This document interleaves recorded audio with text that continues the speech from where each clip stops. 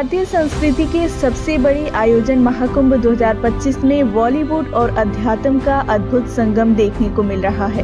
Film industry के दिग्गज कलाकार अक्षय कुमार ने सोमवार को जहां एक और त्रिवेणी संगम में आस्था की डुबकी लगाई और आध्यात्मिक अनुभूति प्राप्त की, तो वहीं एक्ट्रेस कटरीना कैफ ने भी स्वामी चिदानंद सरस्वती के आश्रम में पहुंचकर सनातन संस्कृति के पावन पर्व की सुखद अनुभूति प्राप्त की। महाकुंभ में बॉलीवुड सितारों की उपस्थिति यह दर्शाती है कि चाहे आप किसी भी पेशे में हो, आध्यात्मिक शांति और संतुलन अत्यंत आवश्यक है।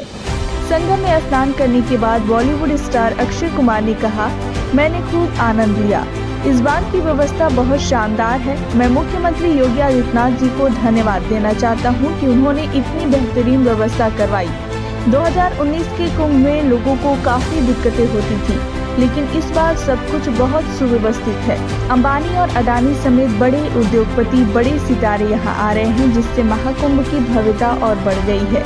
इस अवसर पर उन्होंने पुलिसकर्मियों और सफाई कर्मचारियों को धन्यवाद देते हुए कहा कि उनकी कड़ी मेहनत से ही यह आयोजन इतना सफल हो पाया है। बॉलीवुड की प्रसिद्ध अभिनेत्री कटरीना कैफ ने भी महाकुंभ में आध्यात्मिक यात्रा का अनुभव किया।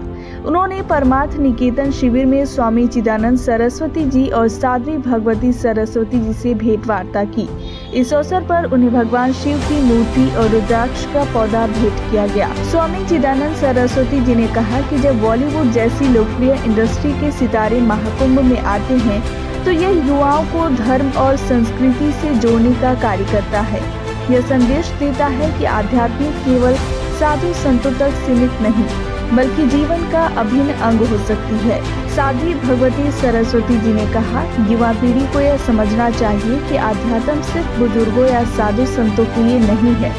जब कटरीना कैफ जैसी अंतर्राष्ट्रीय हस्तियां महाकुंभ में आती हैं, तो यह हमारे युवाओं को अपनी संस्कृति और जड़ों से जुड़ने की प्रेरणा देता है। इस बीच बॉलीवुड की मशहूर अभिनेत्री सोनाली बेंद्रे भी अपने परिवार के साथ महाकुंभ 2025 में शामिल होने के लिए प्रयागराज पहुंची। उन्होंने त्रिवेणी संगम में पवित्र स्नान कर आस्था और आध्यात्म का अनुभव किया। संगम में स्नान के बाद सोनाली बेंद्रे ने कहा कि महाकुंभ में आकर उन्हें अपार शांति और सकारात्मक ऊर्जा का अनुभव हुआ।